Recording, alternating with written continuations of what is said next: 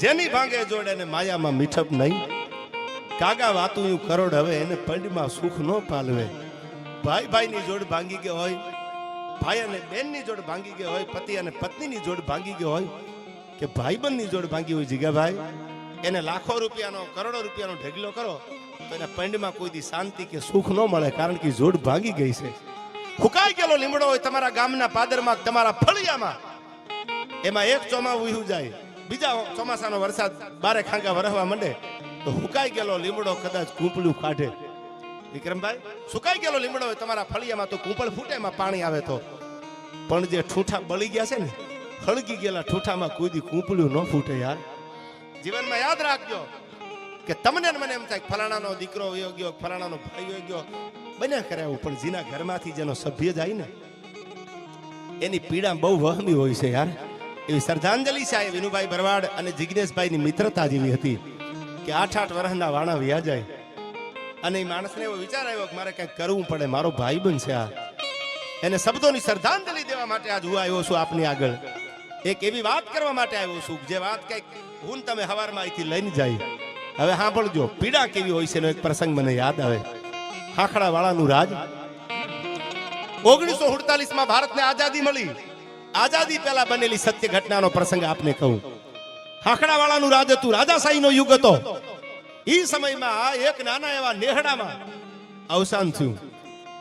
પોતાનો દીકરો વયો ગયો. બાપ હતો ને, બાપની છત્રછાયા નહોતી. હું ઘણી વાર કહું છું કે આપણે એમ કહેતા માનો પ્રેમ છે, માનું હેત છે, એ વાત સાચી છે. માનો પ્રેમની આગળ દુનિયાનો કોઈ પ્રેમ ન આવે, માં એવી છે. પણ એટલું યાદ રાખજો કે જે માં પોતાના દીકરા માટે, પોતાની દીકરી માટે માં પ્રેમની મૂર્તિ બની જાય, પ્રેમ આપે, બે આહુડા પાડી લે, તો માએ બે આંસુ પાડ્યા હશે તો સામે બાપનો એટલો જ પ્રેમ છે કે એને બે આહુડા ક્યાંક પીધા હશે. યાર કદાચ એના પાપણીથી પડ્યા નહીં હોય તો વિક્રમભાઈ એ આહુડા બાપે પીધા હશે. બાપનો પ્રેમ એવો જ હોય છે. દુનિયામાં બાપનો જેવો તેવો પ્રેમ નથી.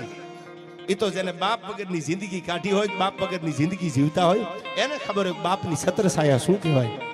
ઘરમાં એક કમાવા વાળો માણસ હોય, યાદ રાખજો, દુનિયામાં કે ઘરમાં, સમાજમાં, બધી જ્ઞાતિમાં એક કમાવા વાળો માણસ હોય. ભાઈ 5 પરિવારના 5 સભ્યો આનંદ કરતા હોય. એક જ રિક્વાયરમેન્ટ હોય, દીકરી હોય, દીકરો હોય, પપ્પા બાપુ મને આ કરવું છે, બાપુ મને આ કરવું છે. સાહેબ માણા મજૂરી કરતો હોય, કોઈ જ્ઞાતિની વાત કરું છું, સાંભળજો, 18 વર્ણમાં એ મજૂરી કરતો હોય, ઉસીના પૈસા લઈ લે, જરૂર પડે તો વ્યાજે લઈ લે, પણ કોઈ દી પોતાના પરિવારને, પોતાના કુટુંબને એમ નથી કીધું કે હવે મારાથી નહીં થાય, તમે કંઈક કરો, હવે મારાથી નહીં થાય. જ્યાં સુધી એના પગ પુગાય ત્યાં સુધી બાપ એવો છે સાહેબ કે પોતાની દીકરી માટે, પોતાના ભાઈ માટે, પોતાના પરિવાર માટે કે પોતાના કુટુંબ માટે ખપી જવાની તૈયારી રાખે. એ પાત્ર બાપનું પાત્ર છે. દુનિયામાં જેને બાપ નથી એને ક્યારેક પૂછજો ઉભા રાખીને કે બાપની કિંમત શું હોય. એ બાપ પાત્ર છે. ત્યારે જિગ્નેશભાઈ મને વાત કરી આવી એટલે પ્રસંગ મને યાદ આવ્યો. બાપ વગરનો એક દીકરો હતો. માં છે, માં એ દીકરાને મોટો કરે છે. 18 વર્ષનો દીકરો થયો, 22 વર્ષનો દીકરો થયો, દીકરાનું અવસાન થયું. જેની આગળ બાપની છત્રછાયા નહોતી, બાપ હતો જ નહીં. જે બાઈ હતી, જે જગદંબા જેવી હતી, એને એમ હતું કે હમણાં મારો દીકરો જુવાન થઈ જાય, હમણાં મારો દીકરો મોટો થઈ જાય, હમણાં મારો દીકરો મોટો થઈ જાય ને બાપની ખોટ પૂરી દે, મોટો થઈ જાય. મને કે એના બાપની ખોટ નહીં દેખાય, મારો દીકરો છે. આ દીકરો જુવાન થયો, પણ કુદરતને ગમતું નહીં હોય. ક્યારેક તમે જાણો છો કે કેટલાય પરિવાર ઉપર એવા દુઃખ પડ્યા છે કે મારા તમારાથી જોવાય નહીં, સંભળાઈ ન શકો એવા દુઃખો પડ્યા છે. વિક્રમભાઈ દીકરો મોટો થયો, એમાં એનું અવસાન થયું. રાતનો મજર ભાંગેલો આવી, ભાંગતી રાત હતી. ટમરા ત્રમ ત્રમ ત્રમ ત્રમ ટમરા બોલતા હતા અને એવે ટાણે આંખમાંથી દળદળ જેવા આંખુડા જાય છે, હિબકા ભરી ભરી અને એની જનેતા મરસિયા ગાય છે. બાપ તો હતો નહીં, બાપે તો નાનપણમાં હજી 12 મહિનાનો દીકરો હતો ને બાપે લાંબુ ગામતરું કર્યું. પીડાઈ મા ઉપર કેવડી હોય. મારા દીકરાને મૂકીને જાવું ક્યાં? હવે મારાથી જવાય નહીં.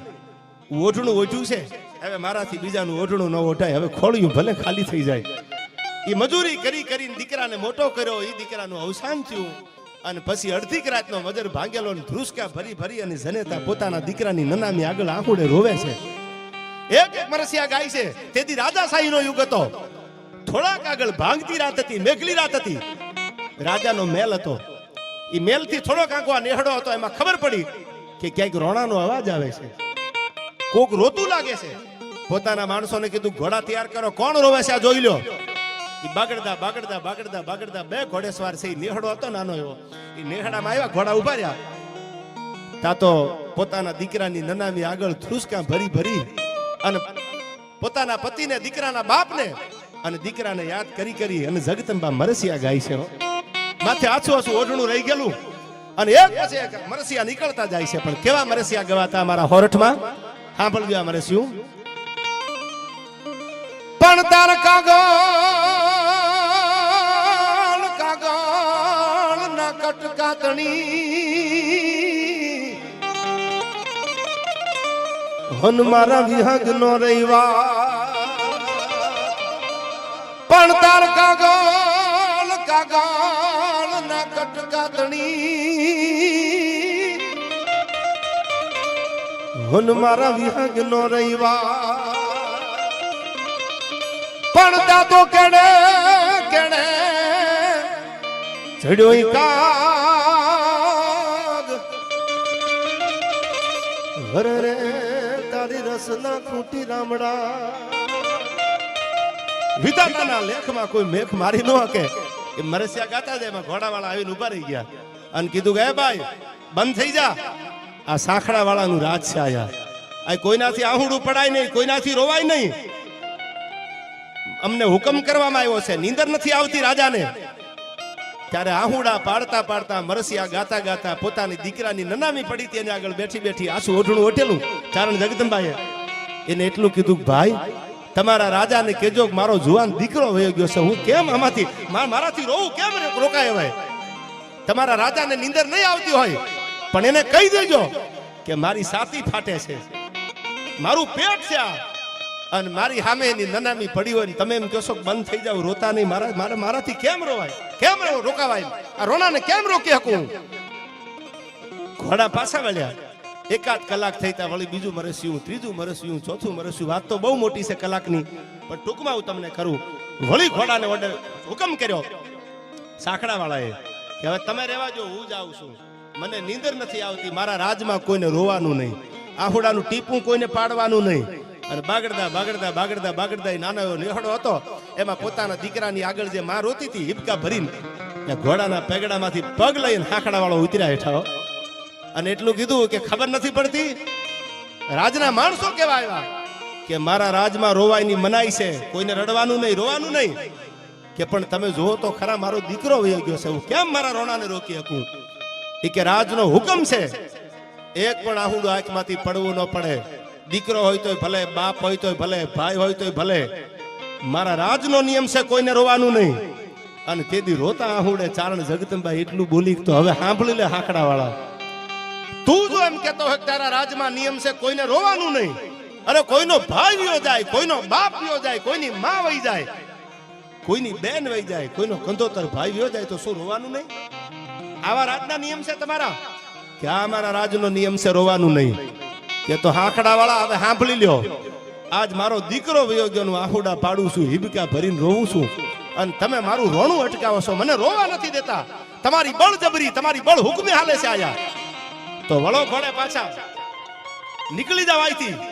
અને મારા નેહડામાંથી નીકળ્યા પછી તમારા ઘર સુધી પૂગો અને તારા દીકરાની નનામી હામી ન મળે તો માનજે હું બોલી ન બોલી થાવ તઈ તને ખબર પડે.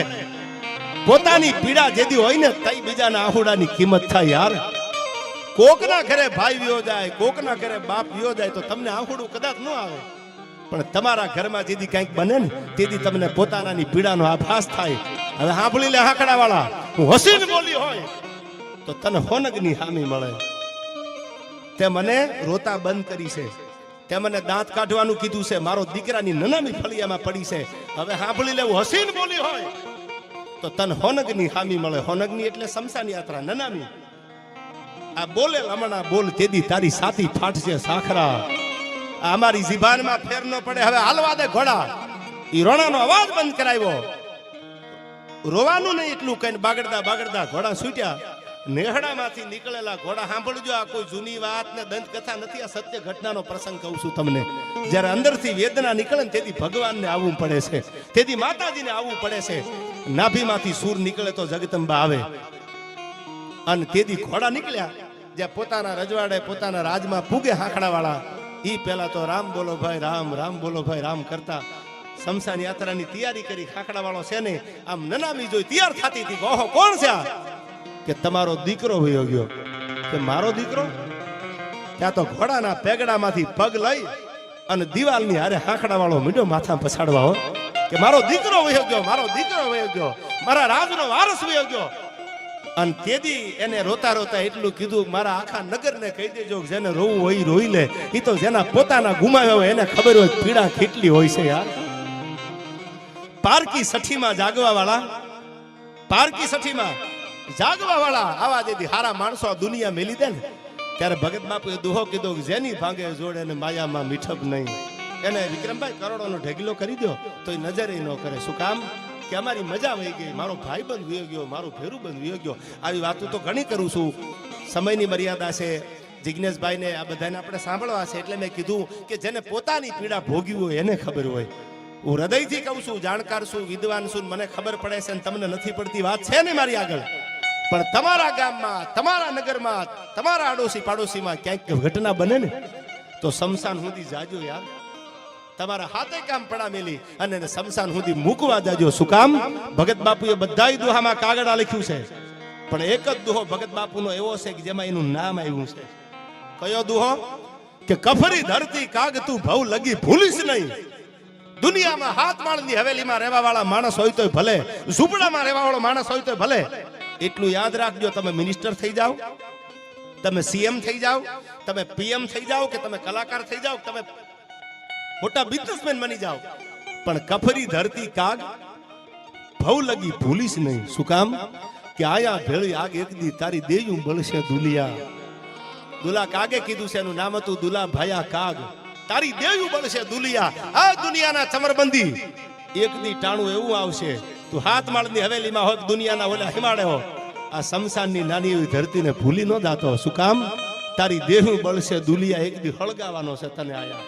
અને મૂછું મરડતા મય પતિ જેના ગજા હતા ગંભીર, ઈ સબળ એના શરીર અમે એક દી મહાણે જોયા છે નેત્રને યાર. આજ વિનુભાઈની હાજરી નથી મારા ને તમારા વચ્ચે. ઈ પરિવારને ખોટ હોય, ઈ બેન દીકરીને ખોટ હોય, એના આખા પરિવારને ખોટ હોય, સમાજને ખોટ હોય હારા માણાની.